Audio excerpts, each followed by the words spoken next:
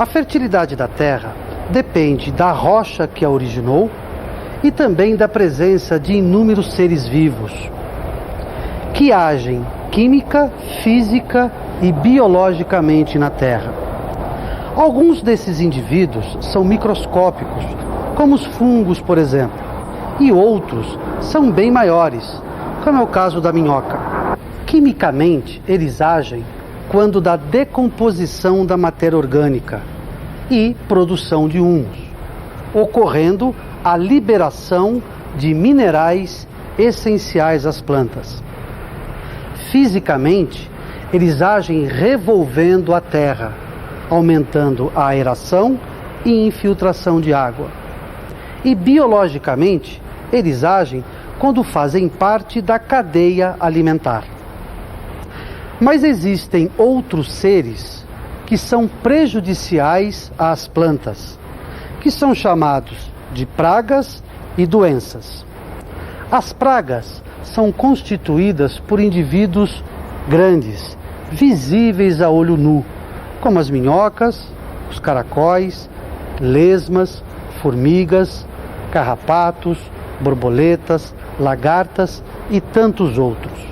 As doenças são indivíduos microscópicos, não visíveis a olho nu, como fungos, bactérias, nematóides e protozoários.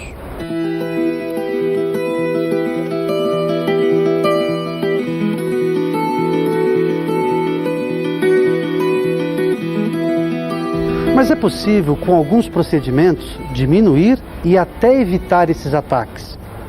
Você deve começar oferecendo às plantas uma terra com um pH corrigido. A melhor faixa é entre 6 e 7. A análise de solo fornece o atual pH da terra e com o emprego de calcário você faz a correção. Outra alternativa de se obter o pH do solo é empregando este teste. O teste é muito fácil de ser feito. Pegue uma pequena porção da amostra e coloque nesse recipiente.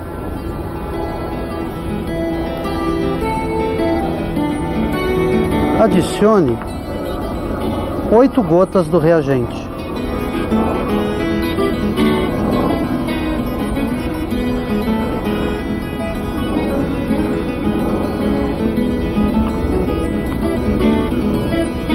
Mexa levemente e evite o atrito no fundo do recipiente.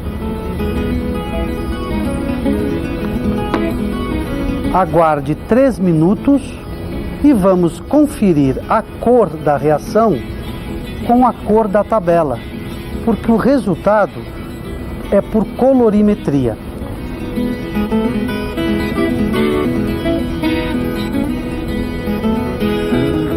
Terminados 3 minutos, incline levemente o recipiente para que uma gota da reação corra. E aí nós vamos comparar a cor da reação com a cor da tabela.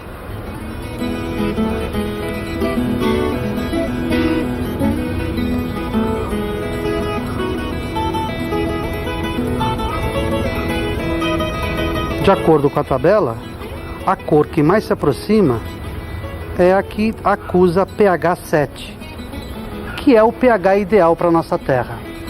Outro procedimento importante é a correta nutrição das plantas, que deve ser equilibrada com produtos minerais e orgânicos. Um bom produto orgânico é o humus de minhoca. Os minerais mais utilizados pelas plantas são o nitrogênio, o fósforo, o potássio, o cálcio, o magnésio e o enxofre. Procure manter o nível da matéria orgânica em torno de 5%. Utilize sempre que possível variedades e cultivares resistentes. Na hora de escolher as variedades a serem plantadas ou semeadas, considere o clima, a época de plantio e a topografia do terreno. Adote também a técnica de rotação de cultura, que funciona muito bem no caso de hortaliças. Se você pretende manter o seu pomar livre do ataque de pragas e doenças, É bom que você não deixe caído no chão as frutas, porque elas funcionam como fonte de inóculo. Os indivíduos se desenvolvem na fruta e depois passam para sua planta. Se o seu terreno for inclinado, a chuva pode provocar erosão.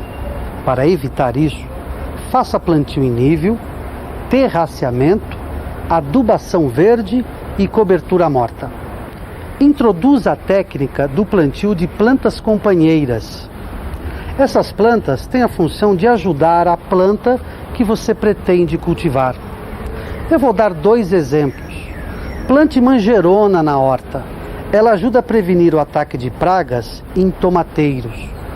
Num pomar de plantas cítricas, como laranja, por exemplo, plante batata doce. Essa planta atrai as formigas cortadeiras. Antes de você aplicar qualquer produto na sua horta ou pomar, procure fazer uma eliminação dos agentes que causam esses ataques, através de catação manual de larvas, ovos, lagartas e tudo que você puder encontrar. No caso de pulgão, por exemplo, a própria irrigação faz um controle.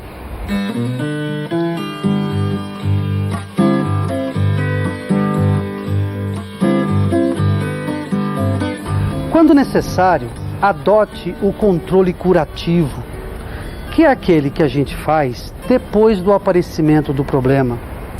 Dê preferência por receitas caseiras. Os agrotóxicos são muito prejudiciais ao meio ambiente, animais e pessoas, além, é claro, de serem muito mais caros. Controle do pulgão. O pulgão é um inseto sugador, bem pequeno, mede de 1 a 2 milímetros. Ele pode aparecer na cor verde, marrom, preta e azulada. Ele prefere atacar a face inferior das folhas, preferencialmente as mais novas. E estão sempre assim, muitos formando colônias. Quando os pulgões atacam, eles acabam liberando uma substância açucarada que atrai as formigas cortadeiras. Quando o ataque é suave, uma maneira de controlar é usando uma solução de água morna com sabão em barra. Você deve colocar mais ou menos 50 gramas de sabão picado em 10 litros de água. Deixe por algumas horas, coe e aplique em pulverização. Se o ataque for mais severo, o melhor é você usar uma solução de fumo.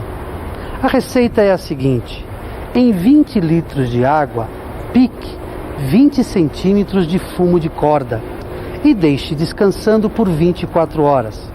Depois desse período, você deve coar e aplicar sobre os pulgões em pulverização. Mas é bom você tomar cuidado, porque esse produto pode ser tóxico, porque o princípio ativo é a nicotina. O pulgão também tem um inimigo natural, que é a joaninha. Procure preservá-la. Controle da cochonilha. A cochonilha é um inseto pequeno, mede até 1 milímetro de comprimento. Elas podem ter carapaça ou não. As com carapaça apresentam cor avermelhada, marrom ou preta e são bem mais difíceis de serem controladas. As sem carapaça têm o aspecto de farinha ou algodão. Normalmente são brancas ou rosa. Essas são mais fáceis de serem controladas. As cochonilhas sem carapaça podem ser controladas com o mesmo extrato de fumo que nós indicamos para o pulgão. Já para o caso das cochonilhas com carapaça, a receita é a seguinte: uma solução de água, álcool e óleo de cozinha, na proporção de 1 litro de água para 1 litro de álcool e 100 ml de óleo. Misture tudo e aplique em pulverização. Controle dos ácaros. Ácaros são insetos sugadores. Medem até meio milímetro e têm forma ovalada. Apresentam-se nas cores amarelo, vermelho e branco. Um detalhe importante: esses indivíduos produzem finos fios que podem ser identificados nas folhas. O controle pode ser feito com uma solução de água morna, sabão picado, enxofre e extrato de fumo. As quantidades são as seguintes: 1 litro de água, meia barra de sabão picado, 1 litro de extrato de fumo e 100 gramas de enxofre. Misture tudo e aplique em pulverização nas partes atacadas. Controle de lesmas e caracóis. São moluscos mastigadores. Atacam qualquer parte da planta, inclusive as raízes. Ao se locomoverem, deixam rastros brilhantes e se escondem em locais escuros e úmidos. Preferencialmente, atacam à noite. Uma maneira de controlar esses indivíduos é com a seguinte armadilha: pegue uma lata de azeite ou óleo, abra uma extremidade e coloque sal e cerveja. A cerveja atrai o indivíduo e a ação desidratante do sal o mata. Controle das lagartas. As lagartas são oriundas de ovos postos por borboletas e mariposas. A região preferencial de postura é a face inferior da folha.